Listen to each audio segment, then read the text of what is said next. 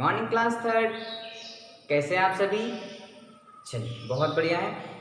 हम लोग पढ़ रहे थे पाठ 8 बंदर बाट, है ना। पाठ 8 बंदर बाट, है ना। अब बंदर बाट जो है वो एक छोटा सा नाटक है ना, एक छोटी सी नाटिका है। इस नाटक को लिखने वाले कौन है? हरिवंश राय बच्चन, है ना। हमने कल भी पढ़ा था कि हरिवंश राय बच्चन जो है वो अमिताभ बच्चन के पिताजी हैं और हरिवंश राय बच्चन जो है बहुत ही अच्छे साहित्यकार भी माने जाते हैं। ठीक है। अब उन्होंने यह जो बाल नाटक लिखा है उसको हम पढ़ रहे हैं। ठीक है। अब इस नाटक में हमने कल भी देखा था कितने लोग थे इस नाटक में? 3 लोग थे। 3 लोग कौन कौन? एक तो बंदर था और 2 बिल्लियां थी। अब बिल्लियां कैसी थी? एक बिल्ली काली थी, एक बिल्ली सफेद थी। ठीक है। 2 अलग अलग बिल्लियां हमने देखी थी, एक काली बिल्ली एक सफेद बिल्ली। ठीक है। अब और क्या क्या चीजें थी कि एक बड़ा सा हॉल था, एक बड़ा सा रूम था। उस रूम में क्या क्या चीजें थी? उस रूम में एक मेज रखी हुई थी, मतलब एक टेबल था। उस टेबल के ऊपर टेबल कपड़ा बिछा हुआ था, उसके ऊपर डबल रोटी रखी हुई थी, है ना। ये सारी चीजें हमको दिखाई दे रही थी। लेकिन उस टेबल के नीचे एक तराजू भी रखी हुई थी, वजन तोलने वाला यंत्र भी रखा हुआ था जो हमको दिखाई नहीं दे रहा है। ठीक है। अब ये सारी तो चीजें रखी थी। अब दृश्य क्या था कि दोनों बिल्लियां आई आमने सामने और उन्होंने एक दूसरे को नमस्कार किया कि काली बिल्ली नमस्कार, उस काली बिल्ली ने कहा सफेद बिल्ली नमस्कार। दोनों ने एक दूसरे को नमस्कार भी किया। अब नमस्कार करने के बाद वो कहने लगी कि बहन मुझे तो बहुत ज्यादा भूख लगी है। दोनों आपस में चर्चा कर रही है कि बहन मुझे भूख लगने लगी है ना। अब साथ में उन्होंने देखा कि सफेद बिल्ली ने कहा कि मुझे तो इस कमरे में रोटी की खुशबू आ रही है ना। सफेद बिल्ली ने कहा कि भाई मुझे तो यहाँ पर रोटी की खुशबू आ रही है। तो काली बिल्ली ने कहा कि हाँ खुशबू तो मुझे भी आ रही है और भूख लगी, चलो देखते हैं कहाँ है रोटी। तो वो रोटी ढूंढते उन्हें मेज पर रोटी दिख जाती है ना। उनको मेज पर रोटी दिख जाती है। तो सफेद बिल्ली कहती है कि भाई रोटी तो मैं झपट सकती हूँ, रोटी तो मैं ले सकती हूँ, लेकिन मुझे डर लग रहा है कि कोई यदि आदमी आ गया या कोई व्यक्ति आ गया और उसने अगर हमको पकड़ लिया तो क्या करेंगे, है ना। तो वो थोड़ी सी डर रही है। काली बिल्ली जो है वो कहती है कि तू डरती है, तुझसे नहीं होगा, मैं छीन करके लाती हूँ। तो इस तरह से उनमें आपस में बातें चल रही है। चलिए आज हम पढ़ेंगे पेज नंबर 65, है ना। पेज नंबर 64 देखते हैं। 64 में सफेद बिल्ली कहती है कि रोटी कह दे रही मेरी, है ना। वो कहती है कि रोटी कह दे रही मेरी, मैं ले जाने तुझे न दूंगी। वो कह रही कि रोटी मैंने लेके आई हूं, मैं तुझे लेकर के नहीं जाने दूंगी। काली बिल्ली कहती देख राह से मेरी हट जा, ले जाऊंगी तुझे न दूंगी। अब काली बिल्ली मतलब ऐसा रोब में आकर कहती कि देख मेरे रास्ते से हट जा, मैं तुझे रोटी ले जाने नहीं दूंगी। सफेद बिल्ली फिर कहती है देखूं कैसे नहीं लेके जाती है ना। वो सफेद बिल्ली फिर उस पर रोब जमाती है कि देखती हूं मैं भी कि तू मुझे रोटी कैसे लेकर के नहीं जाने देती है। काली बिल्ली फिर कहती पहले दौड़े दौड़ के ले पहले उसका हक रोटी पर पहला हक मेरा। अब वो कहती है कि जो पहले दौड़ करके रोटी को लेकर के जाएगा रोटी उसी की, है ना। ऐसा कई बार हम लोग तो कहते हैं ना कि जो सबसे पहले किसी चीज पे हाथ रख देगा वो उसका। तो बिल्ली भी कहती है कि जो रोटी पहले झपटेगा रोटी उसकी, जो पहले रोटी पर हाथ मारेगा रोटी भाई उसकी हो जाएगी, बाकी किसी की नहीं होगी। कोई लड़ाई झगड़ा नहीं करना है ना। कि जो दौड़ करके पहले रोटी को ले लेगा रोटी उसकी। चलो ठीक है। तो सफेद बिल्ली कहती मैं कहती हूँ रोटी मेरी, लेकिन सफेद बिल्ली कहती कि नहीं भैया रोटी मेरी है क्योंकि मैंने रोटी को पहले देखा है ना। अब वो अड़ जाती है उसके रवैये पर, वो अड़ जाती है कि नहीं रोटी को पहले मैंने देखा है तो रोटी मेरी है।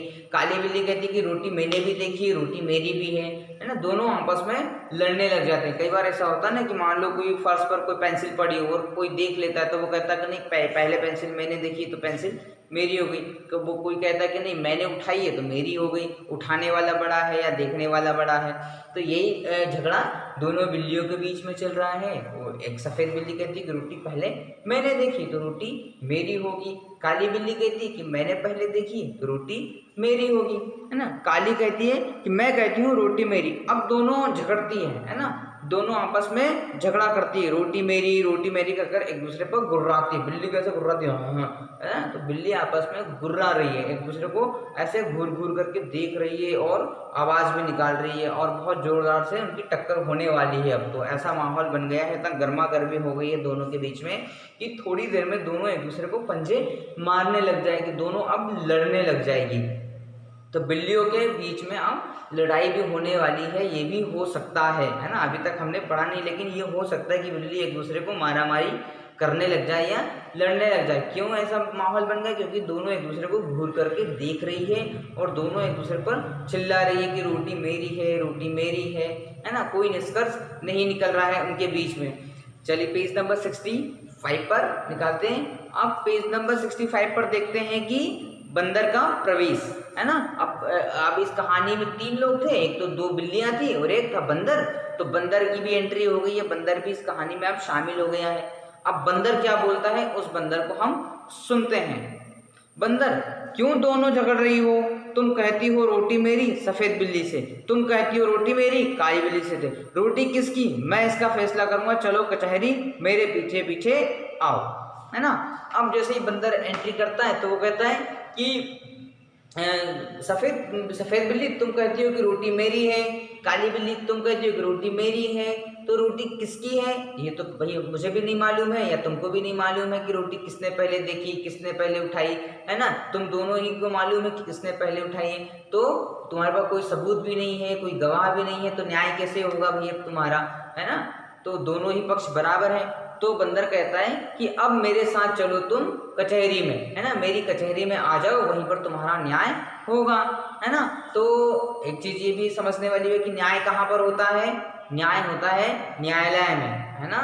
न्याय कहाँ होता है, जब 2 पक्ष आपस में लड़ रहे हो तो उन दोनों पक्ष का निराकरण कहाँ होता है, उनका निराकरण होता है न्यायालय में। न्यायाधीश उनका न्याय करता है। कैसे करेगा, पहले दोनों पक्ष सुनता है ना, कि दोनों पक्षों में क्या बातें चल रही है, फिर दोनों पक्षों में वो सबूत देखते हैं, गवाह देखते हैं, उनके प्रमाण ढूंढते हैं। प्रमाण के बाद में देखते हैं कि किसमें प्रामाणिकता है, किसमें सत्यता है, कौन सा सही है, कौन गलत है, कौन झूठा है, कौन सच्चा है, कौन आरोप लगा रहा है। ये सारी बातें न्यायाधीश समझते हैं और समझने के बाद उनका न्याय करते हैं। तो बंदर ने भी यही कहा कि भाई तुम्हारा न्याय जो है वो अब कचहरी में ही होगा, यहाँ तो तुम्हारा न्याय नहीं होगा, मैं तुम्हारा यहाँ पर न्याय कर भी नहीं पाऊंगा, है ना। तो वो उनको कहता है कि मेरे पीछे पीछे आ जाओ, है ना, कचहरी चलते हैं, वहीं पर हम न्याय करेंगे।